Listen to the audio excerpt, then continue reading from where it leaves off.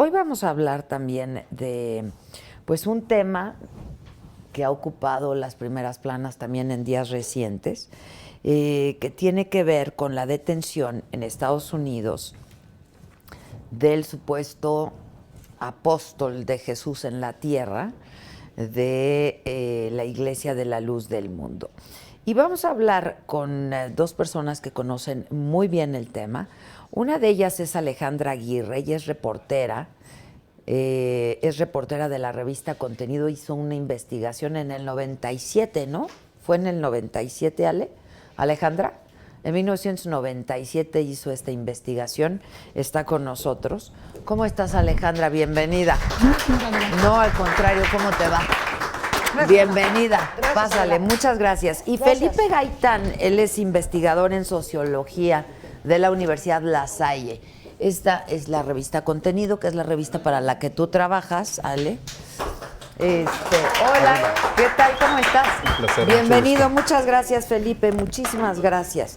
Siguen diciendo que en YouTube no se ve la transmisión. No, YouTube está caída la señal, entonces nos estamos viendo por el Facebook y por el Periscope, pero el programa ya lo saben que se está grabando y en un rato más lo subiremos al YouTube. Cuéntanos, Ale, esta investigación tú la haces en el 97, ¿no?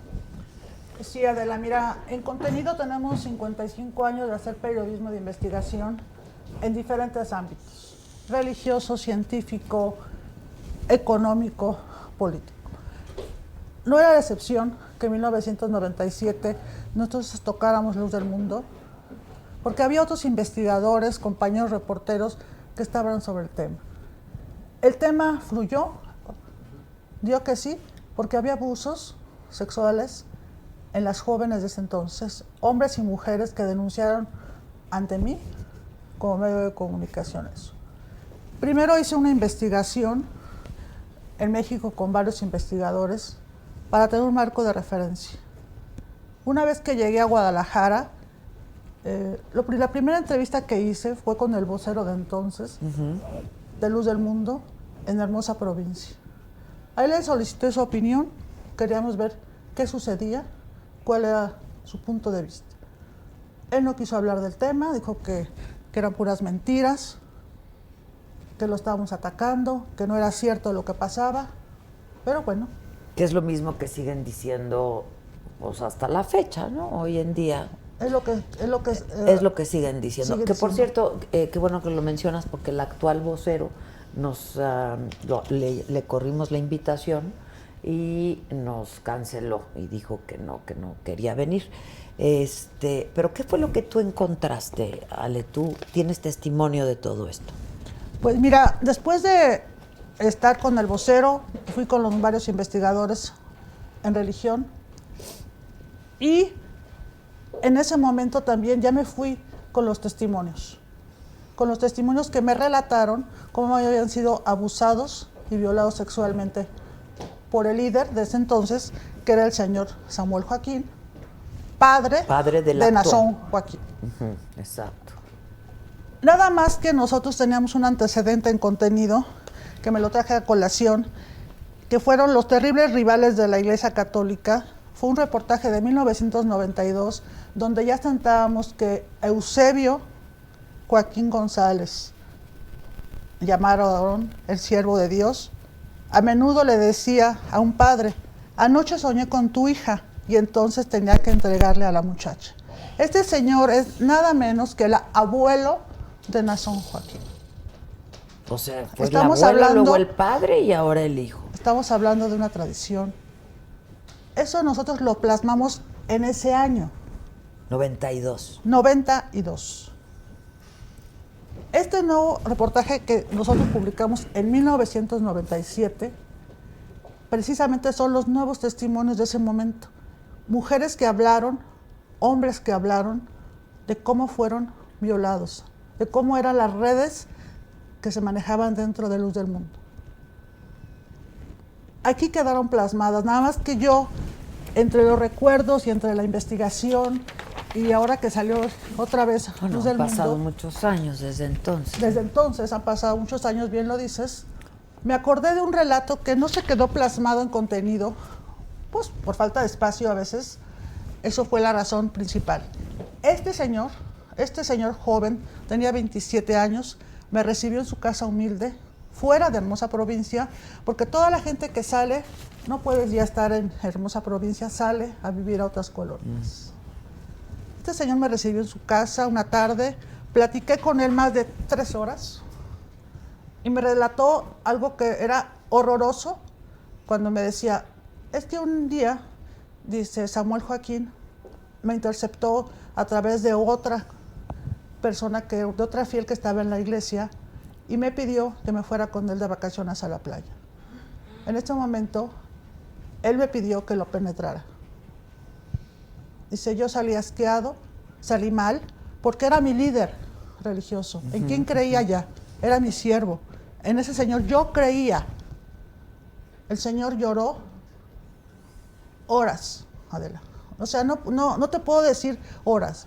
Mientras tanto, mientras afuera de todos los lugares donde yo estaba había custodios de la Luz del Mundo. Gente que nos estaba siguiendo paso a paso en Guadalajara. ¿De los mismos fieles? De la misma gente de Luz del Mundo.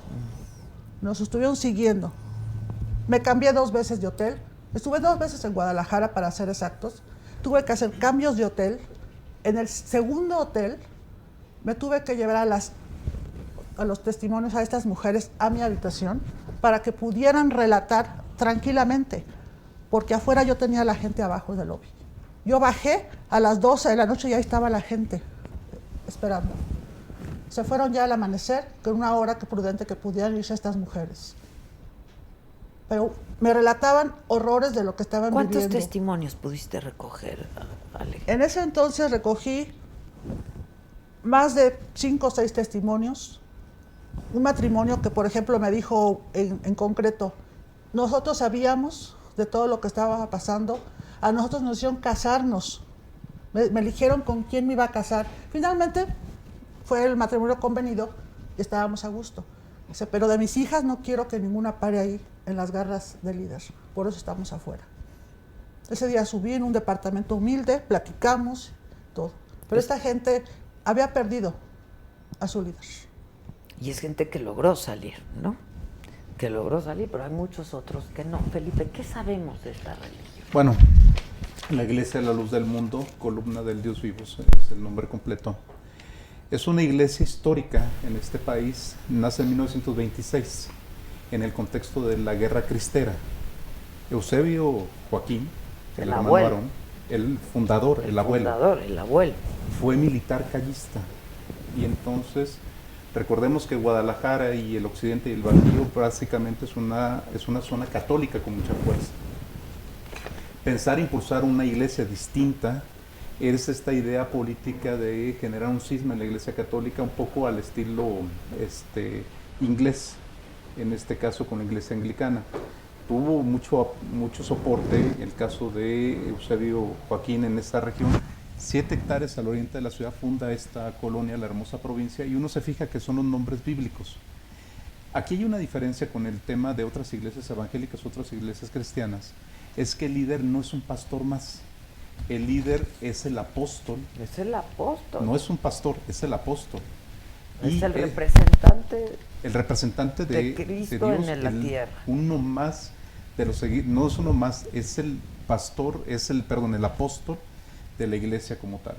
Por eso el tema, ahora que está preso el hijo, el nieto, se vuelve un problema precisamente en la columna vertebral de la Iglesia Católica, porque si está presente las acusaciones y está llevándose un proceso judicial, pone en duda y simbra toda la estructura de la iglesia. Cosa curiosa, la Iglesia de la Luz del Mundo empieza a crecer, empieza a desarrollarse y empieza a tener ligas, sobre todo en Guadalajara, con un partido político, el Partido Revolucionario Institucional, precisamente en esta conveniencia de lograr cierto respeto, ciertos acuerdos, pero no es hasta que pierde el PRI en Guadalajara, en Jalisco particularmente, que empiezan a aliarse con otros grupos políticos. Lo interesante del caso es que esta iglesia no se queda solamente en Guadalajara, no se queda solamente en ese ámbito. Y tengo que reconocer, una de mis colegas con la que he trabajado, básicamente se metió a las entrañas de la iglesia, ha sido la doctora René de la Torre del CIESAS en Guadalajara, que acabo de estar con ella en un congreso la semana pasada y estuvimos discutiendo esto precisamente. El tema del que tú... Y nos agarró precisamente estando juntos todos los investigadores. Sí. Entonces, y estuvimos discutiendo un poco esto y estuvimos viendo, bueno, la Iglesia, la Luz del Mundo, no se quedó solamente en Guadalajara, se expandió por el mundo. Tiene en Australia, en Israel, en Estados Unidos, ahora, ha crecido bastante. Perdón la interrupción, pero donde más fieles tiene es en México, ¿no? En México, ahora, básicamente. Porque también se habla de una cifra desproporcionada. ¿Cuántos fieles se sabe, más o menos? INEGI reconoce, en el año 2010, reconoce no más allá de 400,000 en México. 2010, estamos hablando, ya pasado 9 años. Ellos reconocen en México, según sus cifras, 5 millones hoy. Solo en México. Solo en México. Pero están exageradas, ¿no? Están infladas, igual que lo hace la Iglesia Católica. Sí, claro. En un momento... yo estaba leyendo un artículo, decían que son 5 millones en el mundo y que se hablaba de 1 millón en México. ¿Pudiera ser? Pero digamos, ha ido creciendo y ellos manejan cifras a veces más allá de lo que realmente está registrado. Quizás en el censo del 2020 vamos a ver específicamente cómo se mueve esto. Y aparte de México, la segunda cifra de mayores fieles está en Estados Unidos, por los migrantes que están ahí, sobre todo en Los Ángeles, en California. ¿Por qué en California particularmente? Porque es el punto de migración de los jaliscienses hacia Estados Unidos, se concentran en California. Claro. Entonces, y exportan de alguna manera. Entonces, ahí lo interesante es que pasa, el abuelo era el apóstol, lo pasa al hijo, el hijo asume el liderazgo carismático del abuelo por transmisión, no por él mismo, sino por transmisión. Y cuando muere, el padre se lo pasa al hijo, y eso fue en 2014. El que actualmente está en prisión. Exactamente. El que está detenido. Pero siguen siendo el apóstol, no los pastores, a pesar de ser un linaje. Es un linaje, a final de cuentas. Pues sí, es un linaje, claro. Y pasan de un lado. Ahora, ya se había hablado de esto, porque pues en 1997 ya se hizo una investigación y varias investigaciones de colegas periodistas. Hubo acusaciones desde los años 60 con Eusebio Joaquín. De los años 60 hubo ciertas acusaciones. Se mencionaron, nunca se registraron. Después aparecen en los años 90 con mayor fuerza este tipo de denuncias. En 1997, que te tocó participar a ti, sacaron una edición que estos colegas investigadores, Helio Masferrer, por ejemplo, fue uno de los que hicieron un número especial sobre esta iglesia, particularmente señalando estos abusos. Ahí sí cometieron un pequeño error, y a la distancia, en denominarla secta. No, en estricto sentido no es una secta, está es una iglesia. Está reconocida como una... pero su estructura misma está institucionalizada. Entonces, ahí sí, un poco en la precisión, no es una secta, es una iglesia con estos, podríamos decir, con este tipo de cosas, este tipo de denuncias. Aparece en 1997 este tipo de denuncias registradas en la revista Contenido y en una revista especializada del Centro Mexicano de Estudios Cristianos, lo hace Helio Masferrer y lo hacen otros colegas. Y vuelven a aparecer en 2003 del padre. Y vuelven a aparecer. Ha sido recurrente el tipo de denuncias. La cuestión es que ha quedado en los testimonios periodísticos, pero nunca se ha denunciado directamente. O si se llegaron a denunciar, no pasó nada. La cuestión es que ahora, en Estados Unidos, la justicia opera de manera distinta. Partamos de una presunción de inocencia, que tendrán que demostrarlo en los juicios. Precisamente tendrán que demostrar si es cierto o no. La cuestión, y yo platicando con algunos de la iglesia, y he posteado cosas, es decir, la iglesia tiene la obligación de ser transparente en este proceso. Y ser transparente implica que la iglesia católica se le exige que sea transparente en los casos de pederastia y otro, porque ellos no, a final de cuentas. Sí, claro. Entonces, en ese sentido, en Estados Unidos el sistema de justicia es distinto, y bueno, ahí se presentaron las denuncias y actuó inmediatamente. La pregunta es, ¿por qué en México solamente quedaron en los ámbitos periodísticos y no en los ámbitos judiciales? No sé si por las ligas políticas o por otro tipo de cosas, que la iglesia misma, en lugar de estarse diciendo que no es cierto, debería demostrar que en realidad son falsas o enfrentar los cargos que hay. Claro, porque si no es pura retórica, ¿no? Sí, porque si uno se fija, lo que están diciendo ahora es solamente creencias. Creo en la inocencia de Melida. Aquí no es una cuestión de fe, no es una cuestión de hechos. Claro, sí, claro. Entonces, y esa es una cuestión que ahorita la iglesia está precisamente en este punto, en esta encrucijada. Y reitero, está acusado su apóstol, no su pastor. No su pastor, sí, sí. Y eso sí, simbra toda la iglesia, toda la estructura de su iglesia. Ya.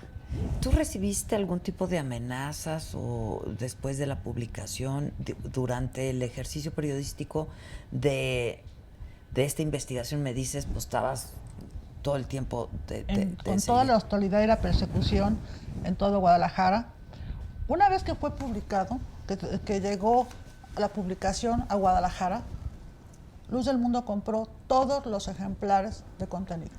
En ese entonces, Voceadores le habló al gerente, le dijo, ¿qué está pasando?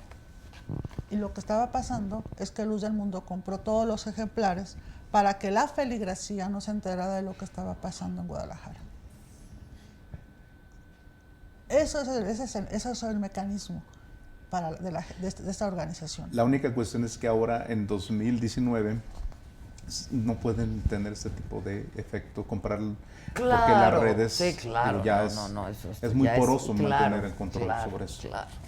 Y eso ha sido esa persecución, ¿no? Pero no solamente yo puedo hablar por mí, por Alejandrina, sino también otros compañeros que cubren la fuente religiosa, les ha pasado. Bajita la mano, pero les ha pasado porque si no estás de acuerdo conmigo, pues estás en contra, ¿no? Eso es parte de la organización. O sea, te dicen que somos los periodistas, que estamos con ellos, pero ellos tienen sus propias reglas. Ya. Ahora, curiosamente, esto se magnifica todavía más por el hecho, 2 semanas antes del evento en Bellas Artes. Exactamente. Acaba siendo una caja de resonancia que quizá calcularon mal la propia iglesia, y se los dije a ellos. Quizá jurídicamente no lesionaron el Estado laico, pero sí hicieron una jugada política de presentarse públicamente, si ya lo había sido confraternista con los evangélicos, porque ellos no. Y retaron en ese momento, en el espacio público, retaron a la opinión pública, que 2 semanas después tiene un costo muy alto para ellos con esta detención, porque ya de por sí estaban en el ojo del huracán, y con esto acaba siendo una caja de resonancia. Claro. Entonces, brutal, ¿no? Que en ese momento lo que se discutía el concierto es por qué un evento religioso en Bellas Artes, ¿no? Exactamente. Siendo un espacio público, un espacio estatal, ¿por qué rentarlo a una iglesia en particular?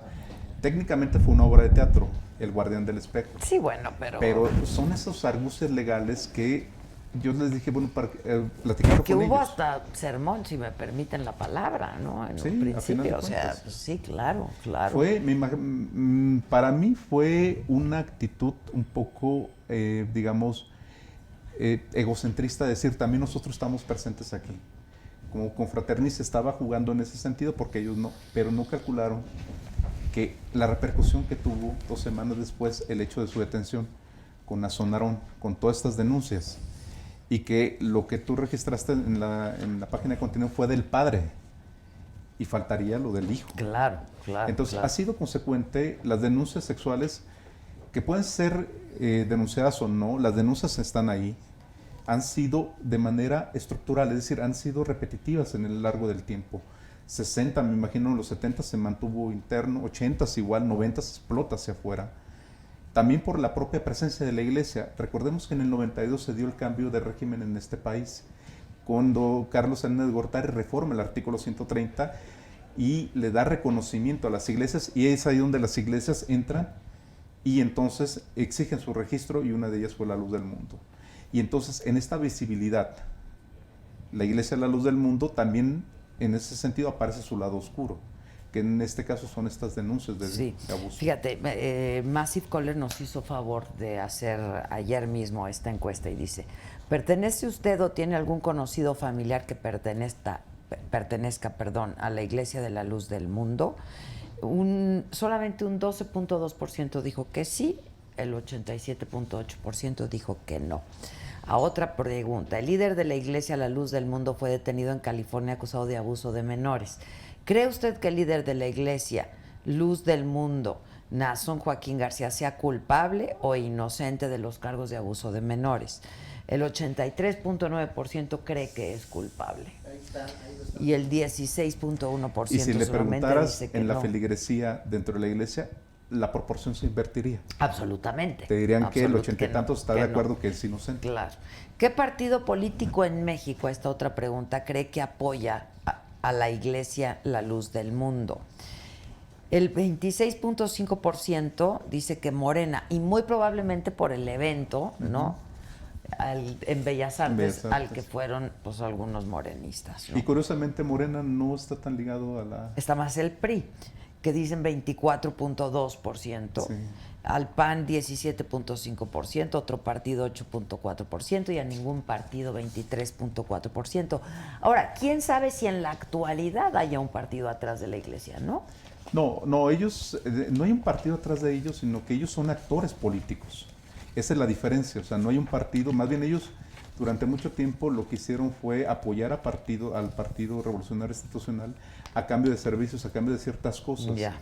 Hasta que llega un momento donde dicen, bueno, ¿por qué nosotros no podemos participar? Y lo que vemos son actores de la Iglesia que están colocados en diputaciones, en senadurías, en presidencias municipales, salió el de Puebla, donde ellos se vuelven actores políticos. Ya. Entonces, en ese intercambio dicen, bueno, déjame participar con candidatos. En Jalisco lo vas a encontrar claramente con Movimiento Ciudadano, con Alfaro particularmente.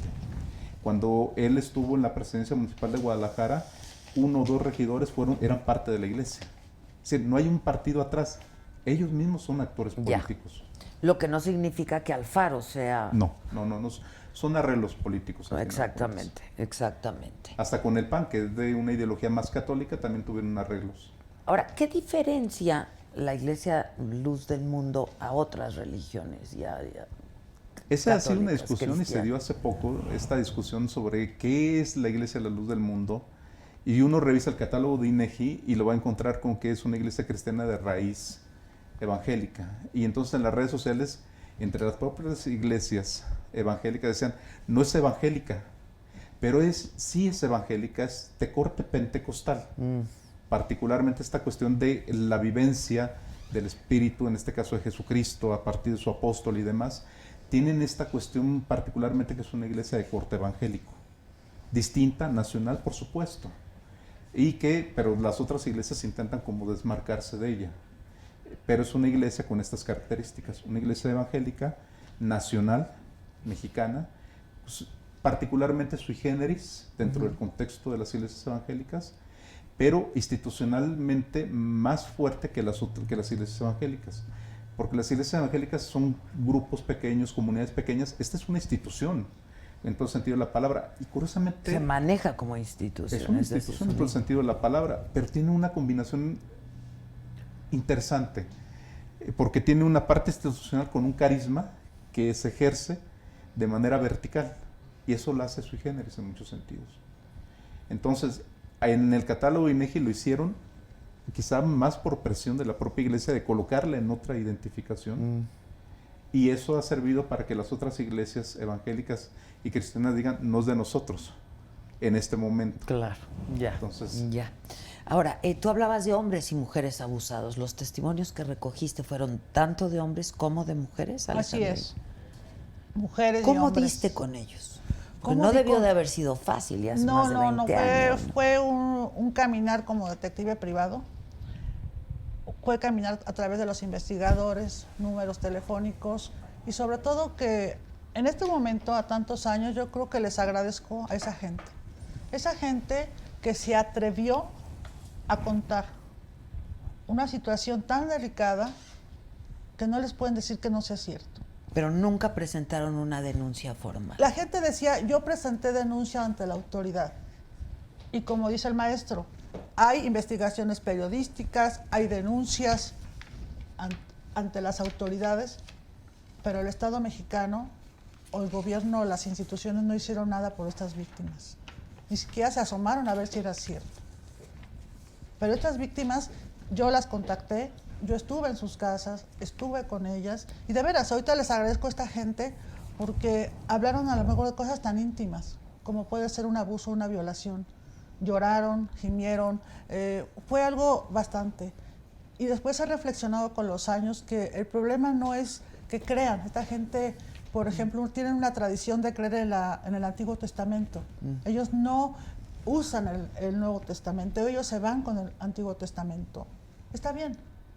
El problema es el abuso que cometen ciertos líderes contra esa gente, porque abusan emocionalmente de la gente y de sus creencias y el pertenecer a un grupo. Porque uno quiere pertenecer a un grupo y el problema es el abuso. Claro. El abuso. Ahora, y que no hay gente que los apoye, porque se quedan ahí. ¿Quién los apoyó emocionalmente, espiritualmente? La gente no sabía qué hacer y ahora ya está fuera de la iglesia, porque cuando esas organizaciones lo que hacen es te saco de los amigos, te saco Sí, debe ser de las tremendo, personas, te claro. aíslan. Es una forma de decirte, ya no perteneces aquí. Que eso es clásico, cuando se hablaba de excomunión se refiere a sacarlo de la Exacto, comunidad. claro. Y es una forma de sacarlos de la propia comunidad de la iglesia a la luz del mundo. 1997 a 2019 han cambiado muchísimo las situaciones. 1997 seguía siendo una iglesia nacional con presencia internacional, pero muy poca. Muy poca. Y el control era muy férreo en aquel entonces. 2019 ya no pueden controlarlo de esa manera, se les escapa. Y entonces la propia iglesia, dentro de la propia iglesia hay diferentes visiones, diferentes formas. Hay una serie de pastores, hay una serie de visiones de la propia iglesia, que ahí donde vamos a ver el cuestionamiento. 1997 los casos eran muy en Guadalajara, tuviste que viajar a Guadalajara. Así es. Estos casos han aparecido en Estados Unidos. En California, pues en ahí California está. y quizás en otros lugares. Que son 3 mujeres las que ya Claro, presentaron denuncia, 3, ¿no? aunque 3. se han sumado 26 denuncias más. Y una de las cosas que está pesando sobre el propio líder, sobre el propio apóstol, es el tema también de tráfico de personas. El tráfico de personas en Estados Unidos con el tema migratorio está muy sensible. Sí, claro. Sobre todo porque muchos de los feligreses que migran a Estados Unidos son apoyados por la feligresía allá. Entonces, esa es la denuncia que están teniendo el líder sobre tráfico de personas, que puede pesar más que lo otro. Lo otro. O sea, porque las leyes migratorias son bastante duras y si logras esquivar estas, digamos, puede demostrar, la otra no. La otra está perfectamente documentada. Tendrán que demostrarlo en tribunales. O sea, aquí una cuestión de creencia puede ser cierta o no, pero tendrán que demostrarlo. Y una de las cosas, y que creo que les debe quedar claro a cualquier denominación religiosa es, no debe haber poder divino por encima del poder de los hombres. Y hacer justicia a las víctimas. Porque uno puede entender que en todas las iglesias hay apóstatas, en todas. Y que en este caso pueden señalar abusos y demás, pero en este caso, como ustedes lo documentaron y como están documentados, tendrán que demostrarlo en los tribunales.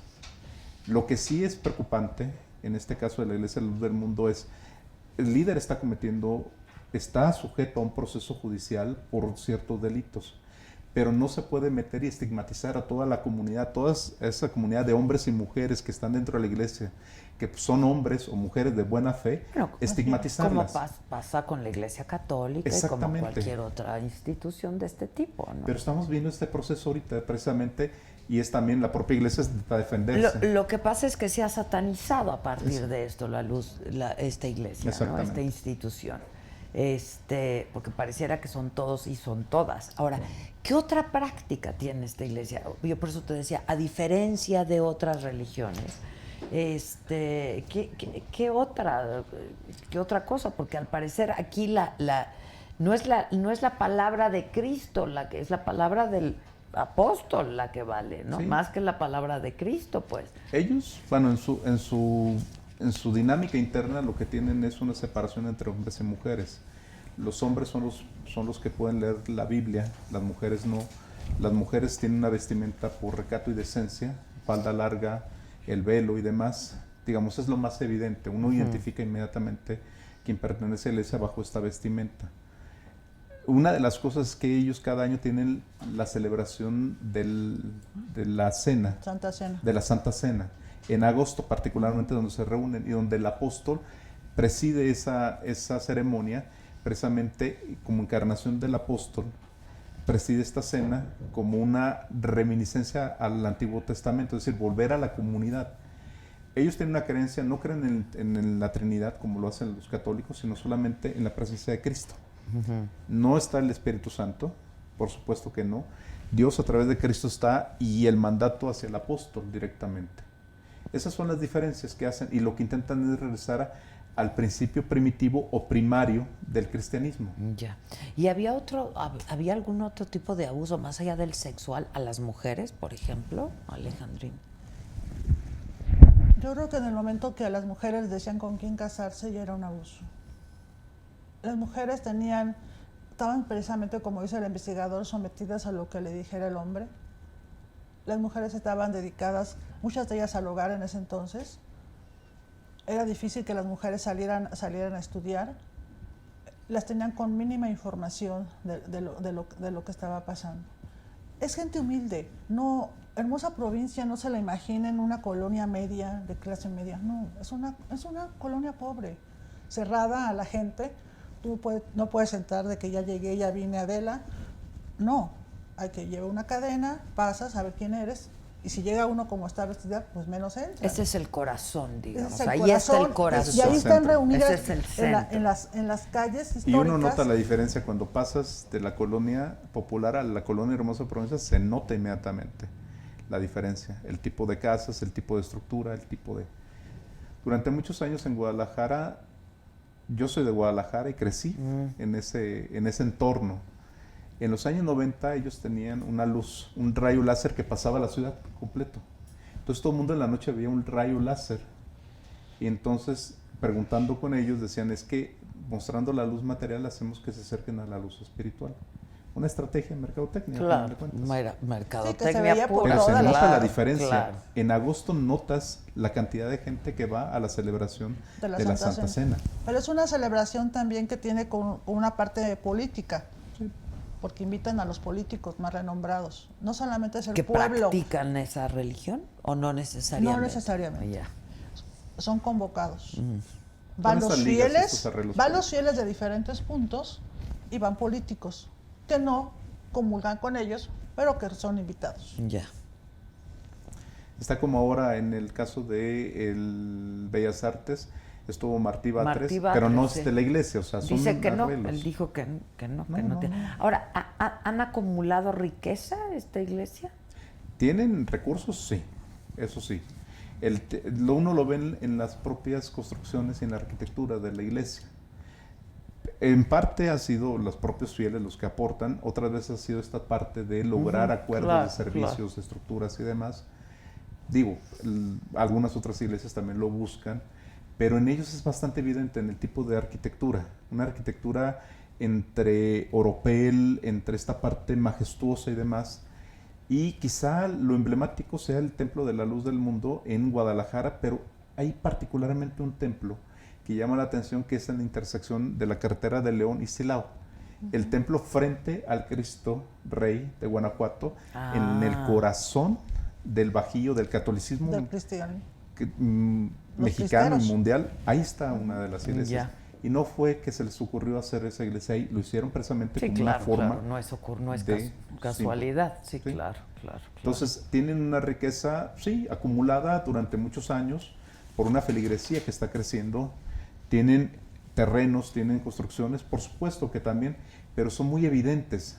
Quizá el que llama más la atención en la Ciudad de México es el que está, no sé si se han fijado ustedes, en Insurgentes y Avenida 100 Metros, en la Gustavo Madero, cerca de la Terminal del Norte. Es muy evidente la forma en que está. Ya. Entonces, y una de las cosas que temían en Estados Unidos era que la fianza fijada la pagaran los fieles. Y entonces el juez dijo, no, la tiene que pagar usted. Y entonces empezó a incrementarse. Por eso ese tema del incremento, 25 millones, luego a 50 millones, y luego a 75, y después dijeron no. Porque sabían que lo podían pagar. Sí, claro. Ahora, ¿tú hiciste sola esta investigación, Alejandrina? ¿Para contenido? Sola para contenido. En ese momento no llevé fotógrafo, fui sola, hice la investigación. Todas las fotografías que están en contenido fueron donadas por la gente que perteneció a Luz del Mundo.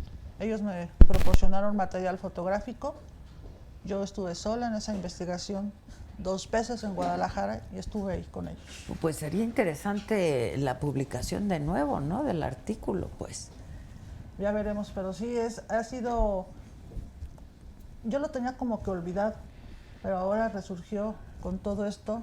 Esperemos que ahora sí haya justicia para los fieles Pues sí, en Estados ojalá. Unidos. Y seguramente esto va a generar que haya más denuncias públicas, ¿no? Claro. Y el asunto sería que hubiera denuncias pues, legales, porque sí hay que probarlo, ¿no? Finalmente. Sí, y a final de cuentas yo creo que para salud de la propia iglesia, la luz del mundo, sé que la acusación al apóstol es darle en el corazón a la propia iglesia, pero la pervivencia de la propia iglesia tiene que ver con la transparencia. Claro. Y no decir creencias, tiene que demostrar y defenderlo con hechos, que no es cierto. Ahora, yo te preguntaba si se había enriquecido, porque pues en Estados Unidos subieron la fianza para que no hubiera manera de que los fieles lo lograran sacar, ¿no? Por la gente estaría dispuesta a sacrificar todo por su apóstol. Hay gente que estaría dispuesta a vender su casa o lo que sea. Todo. Claro, entonces, claro. pero eso te habla de la creencia y la fe que tiene la gente en su propio líder. Pero aquí no es de creencias, aquí es de justicia y tiene que ver con evidencias. Lo que es de fe, pues es su religión. Pero por eso el juez no. acaba diciendo, tiene que salir de su bolsa, no de la iglesia. Y eso paró en seco. Y bueno, el juez lo describe como un demonio. O sea, porque al escuchar los testimonios, ¿no? de las víctimas y de las denunciantes, pues esto es un demonio, ¿no? Y en Estados Unidos ese tipo de denuncias no se pasan por alto. Sí, no, claro. Y tampoco se presta a estos juegos políticos. Claro. Ahí tendrán que demostrarlo para la libertad o demostrarlo para enjuiciarlo y que pase. Sí, así es. Y que esta finalmente sirva para justicia a la mejor de estas víctimas de México, porque aquí en México pues siguen esperando justicia, caso omiso de las autoridades. Los testimonios que tú recogiste, pero ¿cuántos más en caso de ser cierto? A lo mejor hay más que en su momento, porque también había un miedo. O sea, la gente que pertenecía a la iglesia tenía miedo de hacerlo. Como me decían, hay otras personas, pero hay un miedo. Hay miedo, hay pudor. La persecución. Son muchas cosas que pasan. Simplemente a uno de ellos, a Fernando, le decían, es que seguramente tú eres homosexual. Entonces es la discriminación, es el estar atacando, es mi propia gente me está diciendo. La gente finalmente entra en ese miedo, ¿no? De qué hacer. Sí. Esperemos que ahora también se animen a eso. Pues yo les agradezco mucho que hayan venido a explicarnos un poco. Si alguien está interesado, ¿dónde lo podemos ver, Alejandrina? Pues todavía, a pesar de los años, desde 1997, tenemos ejemplares en la revista Contenido. Ah, buenísimo. Y ahí estamos en la editorial. Ahí tenemos todavía ejemplares. ¿Ya está? ¿El artículo? Okay. Sí, es que subimos en redes sociales parte de lo que me pasó y está en redes sociales. Lo escaneamos, que era la única forma de tenerlo. De tenerlo, claro. Porque me decían, compártelo en Facebook, compártelo en línea. Pues no teníamos en ese momento nada de internet, solamente ni grabadoras digitales, ni teníamos nada más teníamos el ejemplar.